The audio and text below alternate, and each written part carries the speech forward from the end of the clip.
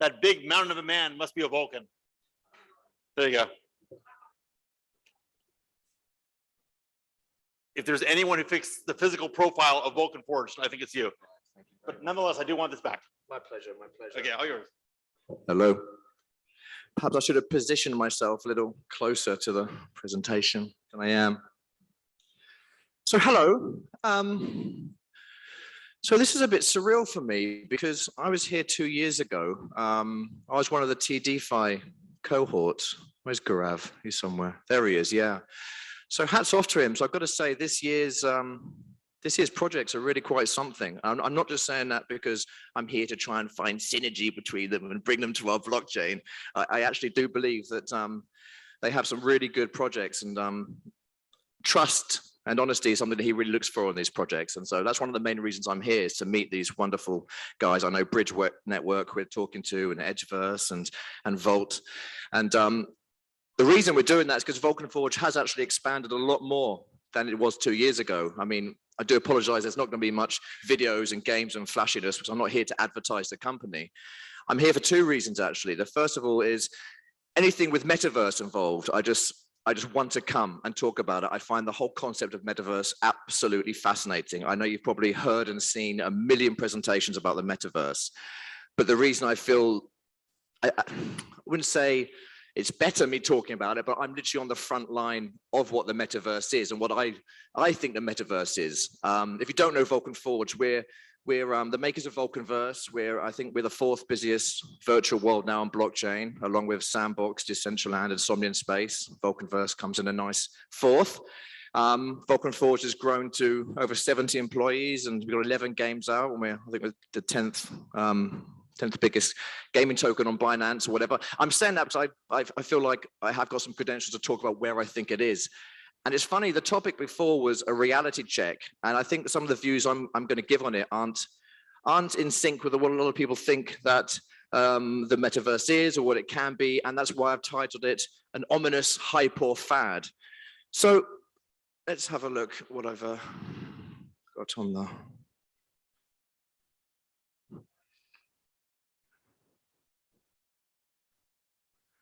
Okay, so 2021, what just happened? That was no doubt an absolutely enormous explosion of everything: gaming, Metaverse, NFTs, play to earn. The whole blockchain space was filled by it. In fact, you could just launch a trailer in Unreal 5 engine or something and announce a token, and for some reason it would just 100 times, because people saw what happened with Axie Infinity and the growth there, and it hit mainstream awareness. So there were 3 main buzzwords of last year. The first was NFTs, where you saw record sales and sort of record volumes across OpenSea in the marketplace. Celebrities were jumping on board. I think Paris Hilton designated herself as the NFT ambassador, which is, again, one of those sort of surreal moments in blockchain.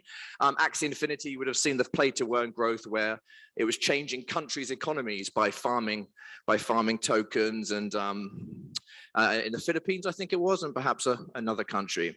And of course, then we had the Metaverse, where everyone all of a sudden wanted to include the word Metaverse in their name or what they were doing. And it was a very, very sort of strange concept. Like, there were so many different versions of the Metaverse. So for me, still, what is the Metaverse? I mean, I always say this. I know my community are probably watching on the stream, and they're probably bored of me saying this. Is that, the word Metaverse was defined back in the 1980s or 90s. It was a book. I always forget his name, John Hall or something like that, or Snow Crash. It just meant a futuristic world. So that's the actual definition of what a Metaverse is. So we've got all these floating definitions of what we think it is. So of course you've got Zuckerberg and the Meta and Microsoft doing their own thing, and they've kind of got this idea of VR and holograms and like the holodecks from Star Trek, and this kind of like futuristic technology, which has actually been out for a few years already. VR's no new kid to the block. I think they'd have to sort of bring the sale prices down of the Oculus and the headsets and stuff to kind of push that forward. But that's nothing new. Then you've got the idea of NFTs. Well, if it has an NFT, is that the Metaverse? I mean, because it's got metadata, it involves ownership. It's something different than a centralized game. Does that define a Metaverse? Then, of course, you've got the more obvious things we think in blockchain as a metaverse, like the virtual worlds. You've got Second Life. That was at a metaverse. It had no NFTs, but people were walking around like in World of Warcraft in this sort of separated world. And of course, you've got Vulcanverse, which I'm a big supporter of, and Sandbox, of course. And the fourth one is the play-to-earn economy. And I don't think there's a very big distinction, and there should be, between the play-to-earn and the metaverse. I think they're two utterly separate ideas, and they've been kind of woven together far too much. And I'll come into why I think that. So again, just to sort of skip over how we got there, if you're not aware where we are, why we got to the metaverse. So you have to remember back in the day, blockchain, 2016, 2017, crypto was still, I don't know, it had a lot of suspicion from the mainstream. What is it? It's for weapon trading, it's for black market, drug black markets, and all sorts of stuff. Bitcoin had this terrible reputation. And then we had the first NFTs. Now, I don't know if any of you remember the crypto punks or the crypto kitties. I think crypto kitties was probably the one that really shot everything. It was the first, oh my goodness, people are spending thousands of dollars on an NFT. How can this be sustainable? And that sort of fad died out a little bit more, and then it re-emerged last year. Now, that wouldn't have happened if we didn't have the crypto awareness before that.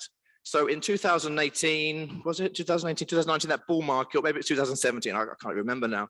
We had this big surge in mainstream buying Bitcoin and Ethereum, and you had that bull run to $19,000 or whatever. And that was the first time people thought, well, hang on, crypto isn't just this sort of dark side. You've got supply chain. It's a legitimate use case. Blockchain is here to stay. The idea of ownership, the idea of NFTs became far more legitimate then. So then, of course, with that, then came the NFT reemergence, and obviously the next step would have been NFTs in gaming. So that's where we are now. We're kind of between, these should be numbered differently, I think, between the ownership in virtual world and NFTs in gaming. And we're so early. Like even myself, and I am the CEO of a company that we've got 11 games to our roster. We've got over 100,000 users. We've made so many game NFTs. We're right on the front line of it. It's still incredibly undefined of where it's going to go or how successful it'll be. And I'll tell you why I think that. There is the gaming market, and I think you've seen this with Ubisoft recently when they opened NFTs. They got a very similar reaction as artists do when they say they're going to tokenize things. There's been an absolute backlash against the major studios on on NFTs in gaming. So again, it's funny because 2 years ago, I was coming here saying, the gaming market and the crypto market are both enormous. Let's combine them both, and then we'll have the biggest industry in the world. And I think my opinion, this is not obviously everyone's opinion, I think a lot of blockchain gaming companies are still under the impression that the key is to bring the gamers and the NFTs together, and everyone's going to be living in harmony. I don't think it's the case. And I always kind of thought, well, okay, well, if that's not working, because obviously crypto people don't care so much about the gaming, Axie Infinity proved that. And unfortunately, some of the games in Vulcan Forge prove that. If there's money to be earned, they'll be clicking away. They won't care if it's a hologram or incredible graphics and whatnot. They'll be clicking away to earn. Whereas the gamers, they're still paying. I mean, these businesses aren't terrified of the play to earn model yet. People, I think the other day I paid a couple of dollars for one of those tower defense games on my mobile. It's not free to play because I wanted the gaming quality. So those two things are very hard to merge together. So it again, it gave me a dilemma of where we're going with the whole metaverse. But then what I found, and maybe this on a philosophical level, and what I found beautiful about the whole thing was that you were finding a whole new demographic in the metaverse it was more concerned with the idea of ownership. And it gave them a sense of pride owning this NFT within a virtual world. So I guess for me, metaverse is like a virtual world, an economy within a virtual world. We built Vulcanverse literally around the users. It was, I always make the joke about there was an avatar's wig flying off, and there was like a wolf stuck in the grass. But the community stuck with us. And they were far less crucified than a gaming company would be, because this is a solid fact, is because they own the asset. It was theirs. They had pride. There were only 100 editions. I've got one of those wolves. I don't care if it's got 3 legs and it's, you know, it looks the size of an elephant or a rat one day and it's scurrying up to the air. It doesn't matter. It's my wolf and I own it. And it's that pride of owning something within the gaming sphere or virtual world that is motivating people to stay in it and bringing more and more growth into it. So I don't know, we've never had that market before. We've never had a market where you have true ownership of something in the game. So how important gaming is, or how unimportant it is, or how important the play to earn model is, I don't know yet, but all I know is it's growing and it's new, and those that are in it are extremely excited. Of course, I would say that. Before I wrap it up, I just want to go over a few things I have learned over the few years that we've been developing the games. The first of all, I think play to earn is, I think we've all worked out by now, or should have, that it's not sustainable in its basic model. You're not going to, you can't just hand out free money in order to entice people to a game. Number one, it just goes against any economic sort of rule in the book, any sort of economics 101. You're just going to drain the money pit. Two, it kind of, it brings in not a darkness, but a different incentive for people to play. They're coming in, they're earning money, they don't care about the game, they don't care about the community, and they're out. So it's not sustainable. So the way we're trying to do it at Vulcan Forward, I know in other companies are also doing it, is to kind of make that play to earn model far more circular. So there are several techniques you can do to make it more sustainable. Allow it to be reinvested. You know, some of the things we've done are sort of, because you're a game company, you can gamify.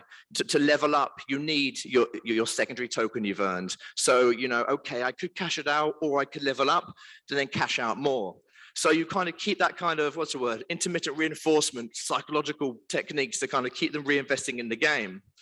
And the other way is to keep them attached, so they enjoy what they're doing, that they feel part of it, so that leaving it or selling it or getting out of it will make them not part of the world anymore. And that's why I think virtual worlds are very important in that regard.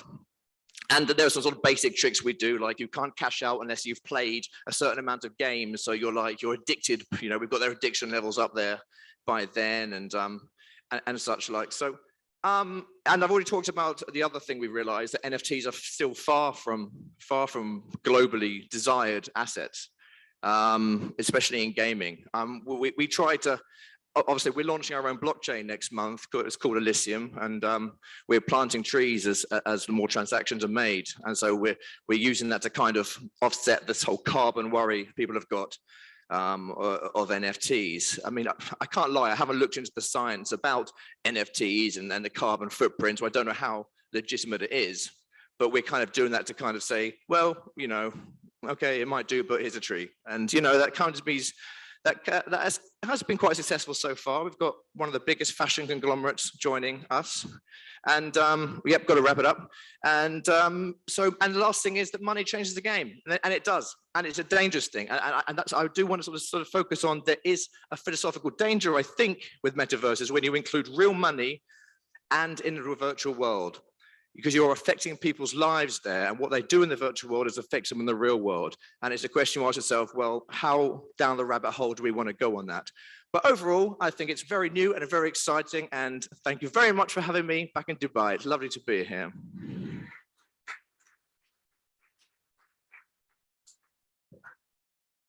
Good job. And the clicker, buddy. The clicker. How about the clicker? Thank you so much. Good presentation. And now we have another presentation, the social metaverse, with Ahmed from the CEO of Legion Network, and also Sohail Nur Mohammed, also CMO